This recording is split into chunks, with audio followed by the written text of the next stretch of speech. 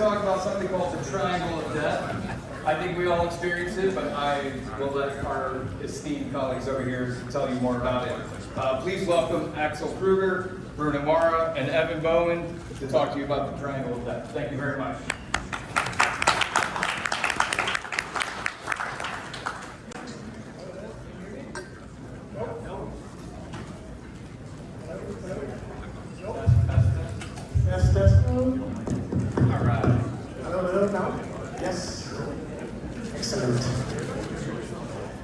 Well, thank you everybody for making it this time of the day. You have been through several presentations already, so I appreciate that. So we'll be talking about the, what we call for this presentation, triangle of death. It's not going to be about some safety, field safety, or maybe war story or a threesome or something. It's more about it's about that, actually a very common issue that we see in several of our electrical contractor clients, but also, to be fair, also mechanical and plumbing. And it's that breakdown in communication between the VDC team, the fab shop, and the field. And so Bruna and Evan are gonna go through some of those and bring up some very pragmatic potential solutions that I hope they're helpful for you. We chose the name Triangle of Death. I stole it from Ant, which was the head of the virtual construction team at Dynalectric. And I thought it was pretty cool for this topic because, you know, in your body, the Triangle of Death, they call this part of your body here, that any infection that you get goes directly to your brain, and that's typically not a good idea. So, well, like a little bit about Dynalectric is a wholly owned company from the EMCO group that you might all know. They're a multidisciplinary electrical contractor. They have in-house capabilities to go from planning, prefabrication, construction, install. Evan is part of Dyna, and Bruna and myself are part of ENG. We're a bid company, so we help with VDC. So we act as a VDC department for MEP contractors, electrical especially, either as an extension of their teams or as their bid department. We are about 500 people right now, which kind of makes us probably the biggest in the country right now. And we've been partnering with Dyna for about 3 years now. It's really an amazing relationship. We've got to be more than an extension of their virtual construction team, a really integrated part. So with this, I hope you enjoy the presentation and I hope you find it useful. Thank you. Thanks, Axel. So, my name is Evan Bowman. I work for Dynalectric. I am a VDC design manager, mostly focusing on mission-critical data centers and whatnot. So we've been partnering with ENG for the last 3 years, and Bruna and I have been working together for the last 3 years. We've developed a bit of a workflow that really works for us, and we wanted to share it with you guys. A little bit about me. I'm from Oregon. I went through the JDC program with my local union, Local 48. Worked as a journeyman, worked as a foreman. Then they brought me into the office to do some BIM work because they wanted to be able to have a BIM guy that could come into the office when we needed BIM resources and then go back out in the field when we didn't need that. We found ENG to be able to supplement that kind of work. You know, we needed resources, we found ENG and our division manager found them, and now we can pull from that. But I kind of stuck with it because what I found was there was a gap in communication between all three of the departments that I kind of work in. And I kind of have been working towards bridging that gap, helping that out. That's kind of what I want to share with you guys today. I want to introduce you to Bruna. She's going to talk a little bit about herself. Hey everyone, my name is Bruna. I'm an engineer. I have a post-graduation of project manager, and I started to work as a construction supervisor. But then I joined the BIM world, and I've been working with the electrical scope for the last 6 years. And I'm gonna talk a little bit because I've been working remotely for a long time. But this year I was able to be in the field with the Dyna team, and it was a whole new experience for me, and we'll talk a little bit about that as well. Yeah, so our main topics of discussion today. First, I kind of want to identify some of the miscommunication that I saw between the teams, the 3 divisions, and I'm going to kind of walk you through how we make a process for prefabrication. Bruna's going to talk about some of the communication roadblocks that she ran into when she was working remote, and then when she came on site, how clear some of that got. And then I want to talk about a new role that I hope that you guys would be interested in doing. It's within your own company, and it's kind of implementing a new role to facilitate that communication gap, to kind of bridge that gap. So, the triangle of death. Again, Ant came up with this. I love it. It's not a metal band or anything. It's not a death metal band. It is the breakdown of communication, right? How many companies have these 3 departments, and is there a communication gap there? Show of hands. All right. How many people feel like they're happy with what they have in communication? Yeah, I don't see a lot. I feel like everyone has this problem. Everyone's got this triangle of death. How do we solve it? Right? It's the be-all, end-all to solve all the problems. It's very complicated, as Kelly pointed out. But this is the way that Dyna kind of came up with a solution to work around this miscommunication that's happening.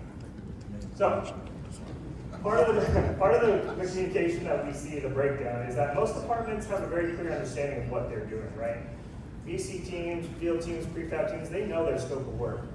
But what they don't know is the problems and complications that come up between the other teams that they are working with, right? When there's the breakdown in communication, it always kind of creates some kind of rework, right? Something might come out, the prefab didn't work right. You'll get some drawings from the VC teams, it's not what you were looking for.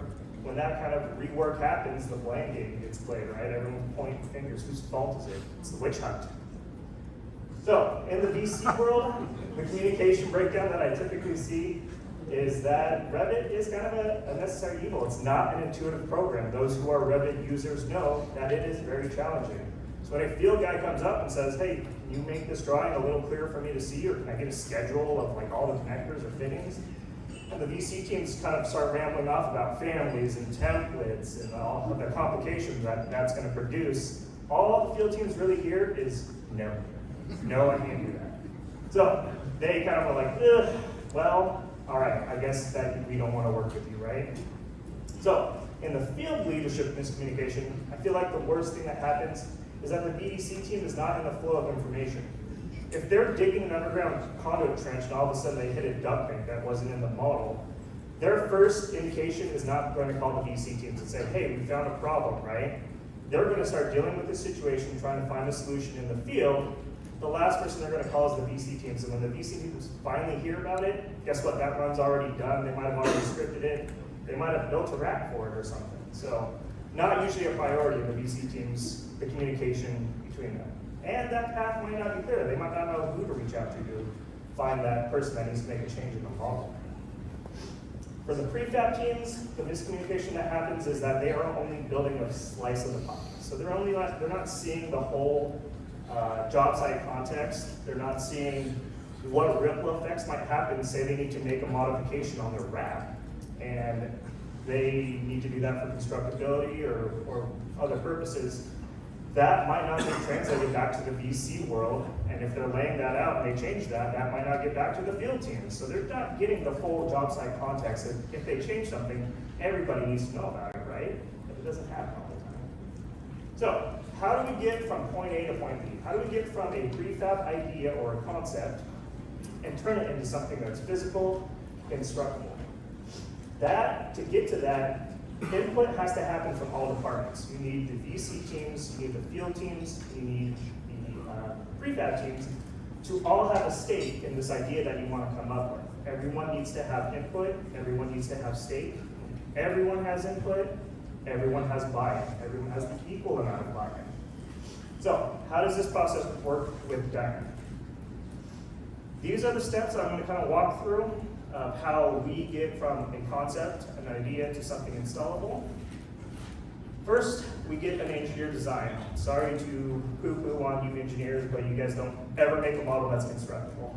So we got to do that for you. The layout, not always optimized. It's design intent. We know it's not constructible, right? As someone once said, it's doo-doo. This is one that I feel like is very strong to me because I feel that we should be designing for the field, by the field, for the field. These are the end products, right? This is the end user who's going to be installing this prefab. Why aren't they helping design it? These are the guys that need to make this work. Why shouldn't they have input on it? These ideas and concepts come from the job site trailer, so if you're not in that workflow, if you're not in that job site trailer, you're not going to hear about the ideas that these guys are coming up with how to make this installation. And I'm going to agree with, I think it was Josh Bone, said we've got a aging, experienced field guys that are kind of leaving that. The guys that are kind of experienced and getting out of the field, right? And then the workers coming up aren't that skilled. But I would disagree. I think getting younger guys who are working, they are more adaptable to prefab. They buy into it more. They've kind of grown up with it more. So they have ideas that are innovative. And if you don't, if you overlook them because you think they're experienced, you might be overlooking some kind of intuition as to what to make. So once we get that idea, we need to design and digitalize it. And this should happen in the trailer with the guys who need to install it. So that's our VC guy. That's a field general foreman. He's showing them in Revit how this was going to look, right? He's helping design it. That gains that buy-in from the field. And any questions that might happen from the VC teams is, is this going to work, or should I do it this way? That's answered quickly because the level of communication is from me to Bruna here. This also ensures that the design that they're coming up with is on the right path, right? That we're all in agreement that this is what you wanted as it's being constructed. They're not waiting for drawings to come out and be like, ooh, that's not what I wanted. This is happening in real time. Then we got to format the concept, right? We got to turn it into a 2D drawing, make it so it's constructible for everyone. It's taking a 3D model from Revit, turning it into a shop drawing. It's probably one of the hardest things that BIM guys do. Communicating an idea and concept in a 2D format, making sure everyone understands it, is very, very tough. When you get to this point, it should be reviewed with all the teams, right? Prefab guys, the VC guys, and the field guys, that everyone understands it. And if you do that, you're solidifying that buy-in with everyone that you're establishing off the first bat. When you are building it at prefab, I don't believe it should just be built and sent to the field. You should go in and check on it, talk to these guys who are building it. They might have questions. Always keep that open line of communication between the VC teams or the field teams to make sure that they are on the right path as they go this. There might have been a change, right? So always kind of keep that open line of communication. Make on-site visits if you can, if it's in proximity.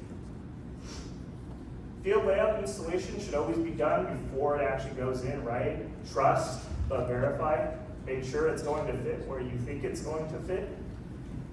And here's the final product, right? We went from an idea or a concept, and we brought it to real life, and we set it in, and it looks just like our model. Yay, round of applause. But that's not always the case, right? Sometimes it doesn't work. You need to have as-builds. You need to have some kind of information that gets pushed back in the model. Having on-site people, you get that real-time as-build. If something happens in the field, they're usually going to let the VC guys know because they got to walk past them all the time. And if you're lucky enough to be, in the next phase of a project, this is straight from the engineers' drawings for the next phase. They took our design, they really liked it, they implemented it on the next phase. Good for you engineers, you're finally designing to constructability. Thank you. So, as you can see, it's kind of a long process to get there, but it's a good process because everyone has the buy-in, they have the stake, everyone believed in it, we were able to make it work. But with the real-time as-builds, that's challenging, it's hard to do it before and after, and Bruna got to experience that. She got to be virtual construction, remote, and then she got to be on site and see how it actually works out, so she's going to share some of that with us. Thanks, Evan. So, as I mentioned before, I've been working remotely for a long time, and this year I was with Dyna in their site trailer, working together with the GX, with Evan, with the PM, all the prefab team, and this was a whole new experience for me. And we know that, during the BIM modeling, detailing, prefabrication, we work with the project with different phases, and we need to adapt how we communicate to each of these phases. And it doesn't matter like if it's remote or if it's in person, we need to communicate with all of the departments in order to be on the same page and be able to share the right information for everyone. And we all know that most of the time we are not only taking care of a single scope. We have multiple service types that we include in the Revit model, and we can set up, I don't know, 30 Revit templates, filters, and all the drawings that we need in advance to get it right as the client requests. But down the road, we always receive new requirements, we have project constraints, we receive new RFIs, and we need to keep this communication flexible, and we need to adapt all those changes into this new scenario that always will occur. And in that matter, we need to keep this communication in a good workflow that works for all those departments. Talking about how we transmit the information, we have different ways to communicate, and I think it's a good practice to first think, what do you need to share? What is the information that you actually need to share for someone? And who you need to share this with, like if it's for your team or if it's for a single person. I don't know, sometimes we need to provide a feedback, and it's really good when we have a call with them and we can review this individually. But on the other scenario, you can just send a message or have a reminder, and a simple message through Teams could work. But for example, we have emails, we use emails a lot, and sometimes they are the best thing to do when you need to record the changes and we need to request official updates. But on the other hand, for example, we have meetings with the team, and I don't know how many times you share the information with someone, and the next modeler is asking exactly for the same information, and you repeat this for the second one, and then the third one asks for the same thing. For this kind of information, it's good to have like set up meetings to go with everyone and keep this information in track for everyone to be on the same page. And these are one of the main topics I want to bring today, which is how we receive and how we produce markups. I got a few examples here. I would like you guys to take a look. And yeah, basically that's my face when I need to model something from these kind of markups. How the heck am I gonna have like the elevation or the orientation or all the information that we need in order to have accurate deliverables? This is really hard with this kind of information that I receive. But on the other hand, I got the good example as well. This is like the dream for our VDC department. We have legends, we have pictures, we have descriptions, we have even orientation, so the modeler can know from which direction of the room this picture was taken. And this is like one of the examples that I wanted to bring here, because sometimes it takes time to produce a markup like that. But on the other hand, you are saving a lot of time on the modeler side, because he will take a look at it and it will be clear and it will be comprehensible, and he will just go for it. And it won't need to be asking you for new information, then you resend the markup and it gets back to you again. So this actually saves a lot of time. I selected a few tools here that we've been using. I guess all of you know how Bluebeam Review works, but I just want to bring like practical examples of how we've been using these. For example, layers. We have like a huge markup, and we can set up layers. For example, one layer will be for each service type. We have branch, we have lighting, we have power, and we can we can keep this information here, and we can have like one modeler taking care of each of these service types. You can also add captures. This is something I got from the guys from the field. Like, you can actually click on the markup and you can add extra information, like the elevation or the conditions of the structure, if there is a beam or a column crossing your path. You can have these in front in the markup as well. In the same time, flags. I think all of you have to work with a contract document with 200 pages, and you need to look for the one-line diagram inside of it or the feeder sketches that we need to review. With the flags, you can easily go straight to the pages that you need. And even if it's a submittal, we have like a lot of lighting fixtures, and we need to make sure that they are accurate with what we have in the model. The green ones, we we say are good to go. Are the red ones? No, we need extra information. And it is a good way to keep track of it.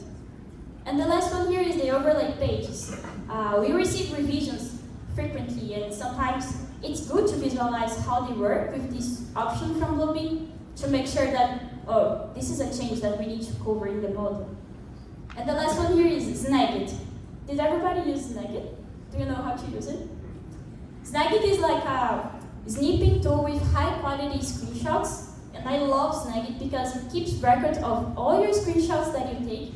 So let's say you are in a coordination meeting and things are going fast and you need to keep record of everything that they mentioned. I keep taking screenshots all the time and adding my bullet points that things I need to revisit after the meeting, and it's a great way to keep track of it through Snagit. I did mention this topic as well, which is nomenclature and standardization. This is like a simple example of how important it is to keep this fluid communication with the prefab and with the field teams. This is an example, like us from the VDC department, we could call these concrete prefab piece as CDNT L2 type 3. And for us that produce the modeling, it's easy and straightforward. But from the guys from the field, that word doesn't mean anything. On the other hand, being in the field, we can talk with the GFs and come up with ideas of how can I name this in a way that makes sense for them as well. So in the working with Dyna, we came up with, we could call it KL6. That means it's a kick that turns to the left and it has a 6-inch as the rise dimension. And this is just one example of what we can get from this communication that we keep having with the field and with the prefab. Sharing with the VDC team. I mean, we have many things to do. We have as-builds, we have install, we have prefab, we have schedules, and we need to keep these organized. We've been using Smartsheet to keep record of everything, and it's pretty amazing because you can also set up priority tasks, you can add due dates, you can add attachments, descriptions, everything that you need to keep the information clear. And this is like available not only for the VDC team, but also for the field, for the prefab. They can revisit these and make sure that we have the right information. And talking about how we can keep the work organized. We have install drawings, we have prefab drawings. Something that we like to do is to keep these separated. We even have drawings that are under review. That means we submit the drawings for the GF to take a look, and they can approve it or they can make changes and we can update the version and keep these as a separate folder, because if not, things can get messy and we don't want that in the model. Something that Evan mentioned here is the real-time communication. Oh, sorry guys. And I think, how many of you had to model branches? Like, imagine how messy branch can be if you don't keep track of all the information that you need. This was like a GSM room, and we had to produce these with a tight deadline, and we were busy with time, but for the as-builds, I could ask for the GF help, but sometimes he's busy, he's taking a look at other install regions, but being in the field, I can go straight to that room, take a picture, or take my notes and make sure that this is accurate with what we have in the model. And this is what we call real-time communication, because we are there, we can help checking things, and this also saves a lot of time. And the last thing is providing feedback. And over here, I'm not only talking about feedback with your own team, but also feedback with the other departments. Like things we can improve, things they can improve with themselves, or even sharing knowledge, like how to work with Bluebeams. I know some GFs don't know how to use Navis really well, so being there with them, we can show them from our computer, or we can even show them how they can do this to make it, so they can do it by themselves, and basically sharing all the information that we can to improve the growth from all departments. Thanks, Bruna. So, as Bruna illustrated, there are a lot of barriers for just the VC teams out to the field, right? So going into that, now how do you get all three of them to talk? We're back to the triangle of death here. And also once told me that he heard it called the circle of sadness. I like that one. So we have our three main departments here, right? Each department is its own entity. They know what they're doing. But they all hinge on communication between each other in order to do the work for each other, right? And this information must be shared, but how? How do you get this information to be passed between them all? So, what is your guys' flow of information? Are you passing it from the field to the prefab shop to VC, then back out to the field? You go the other way, or I see a lot of it here on the far left, VC teams and the prefab shops kind of coming up with ideas of how they can prefab this stuff, they're designing it, and then they just push it out to the field leadership. Here you go, you guys got to install this stuff now. Oh, great, thanks. No, everyone, when they have a breakdown in communication, they always want to kind of bring them together, right? Bring them in the same room, get them talking. That's hard to do if you're in the field, guys. You can't really run a field if you're all in the same room. Same with the prefab shop, it's not really on site. And the VC teams, yeah, they can't be in the same place at the same time. When you bring them together, think of them as cogs. If you have three teams all trying to spin in the one direction they want to go and you bring them together, guess what? Those cogs are just going to bind up. They're usually not going to proceed. You're not going to get that level of communication that you thought you might get. So, but when we brought those teams together, I did see some common ground there in that Venn diagram. Right there in the middle, I saw a little spot that was the communication gap. What is missing there? Why aren't they all talking together? This communication gap is not a different department. It's not a software, it's not some specialty tool, and it's not a spreadsheet or a work app. To me, it was a person. It was a person facilitating that communication, a human being just like you and I, helping these three departments understand each other and the complications that come and arise with each person. Each department. This communication gap, this person, is kind of working in all three of these departments, mostly branching off the VC team because a lot of that information kind of goes in and out of those VC teams. But they are kind of helping the field leadership understand a problem that VC teams are having or the prefabrication shops are having. So, how do you get three cogs to turn together, right? You kind of got to put one in the middle in order for them to turn fluidly. I'm not a mechanical engineer, but that's how my brain visualized it. So if there's an issue with the prefab team, the VC team and the field team are going to know about it because that center, that level of communication is flowing between all three of them. Something happens in the field, VC teams are going to know about it, so will prefab teams because that flow of communication is going like this, right?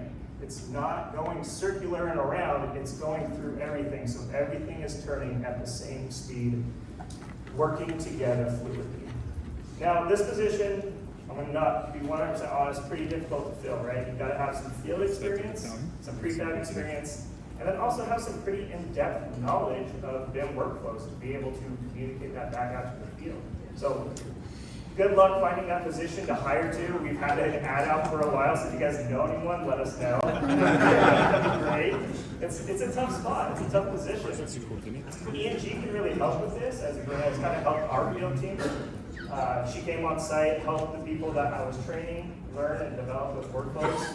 I've trained several people for this position, but it's a long lead time. If you ask me what an ROI is, I would say it's going to take a year, maybe more. I don't know yet. We'll see what their level of adaptability is. But E&G really helped facilitate that because they were teaching them the VDC workflows.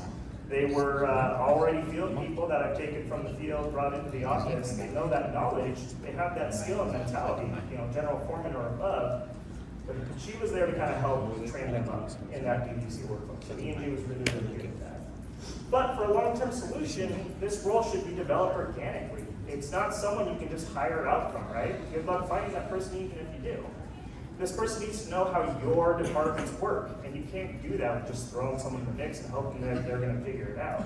So, bringing this person up to speed is going to take a while, and it should grow. They need to develop these relationships with each one of these departments. You've got to find an individual who is a problem solver, good at communication, and adaptable to the situations that they're going to be put in. I always say take a field leader, train them in BIM, and then integrate them with that, maybe not the workflow that works for everyone.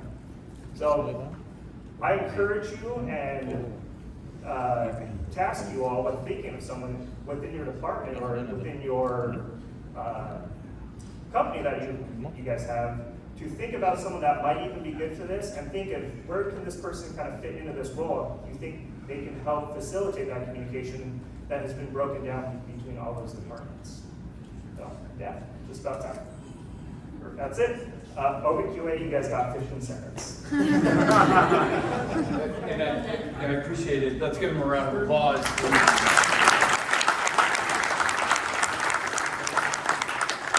I will encourage you to get more questions. They have a booth right over here. Don't hesitate in between some of these in between sessions or networking opportunities to go ask some Q&A. We're going to move on though. You went right to your limit. Great job. Thanks, Thank you guys. very much.